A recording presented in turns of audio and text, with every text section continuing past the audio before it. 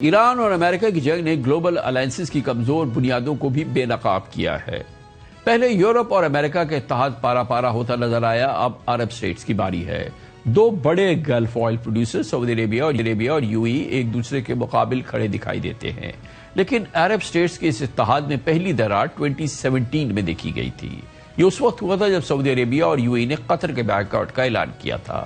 قطر independent foreign policy چاہتا تھا، جبکہ سعودی عربیہ اور یو اے ای چاہتے تھے کہ تمام گلف کنٹریز ایک مشترکہ لائن پر چلے۔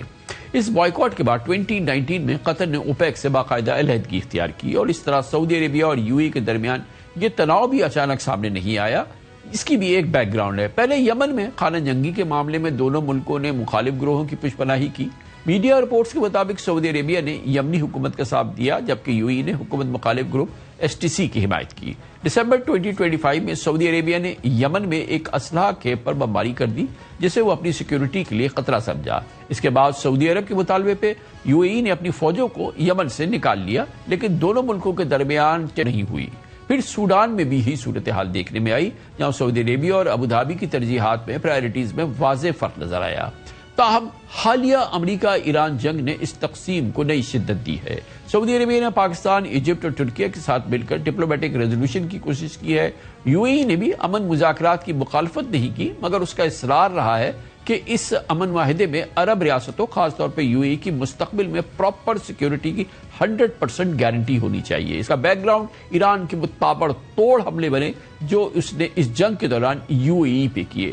28 فروری سے 14 اپریل یعنی جنگ بندی ہونے تک ایران نے you a E per 2819 drone اور میسائلز اٹیک کیے، جبکہ اپنے دشمن اسرائیل پہ صرف 1357 اٹیکس کیے۔ گویا ایران نے اسرائیل سے زیادہ یو اے ای کو حملوں کا نشانہ بنایا۔ ایمریٹس اس تھریٹ کا مکمل خاتمہ چاہتا ہے، مگر اس دوسری طرف صرف جنگ بندی کی کوششیں چل رہی تھی۔ یہی وجہ ہے کہ یو اے ای سمجھتا ہے کہ عرب اور مسلم ریاستوں نے اس معاملے پر اس کی ٹھوس حمایت نہیں کی۔ گلف کی تاریخ میں ہم نے کبھی ایران کی جانب سے اس پیمانے، وسعت اور شدت کا حملہ نہیں دیکھا۔ تعلقات ہمیشہ مشکل رہے ہیں، لیکن ہر خلیجی ریاست نے ایران کے ساتھ کنٹینمنٹ کی پالیسی اپنائی، اور یہ تمام پالیسیاں چاہے وہ ثالثی کے ذریعے ہوں، مشترکہ توانائی کے منصوبوں میں شمولیت کے ذریعے ہوں یا اسٹریٹجک معاہدوں کے ذریعے ہوں، اب ناکام ہو چکی ہیں۔ بدقسمتی سے جی سی سی کا موقف تاریخی طور پر سب سے کمزور رہا ہے۔ حملے کی نوعیت اور سب کو لاحق خطرات کو دیکھتے ہوئے یہ موقف تاریخ کا کمزور ترین موقف تھا۔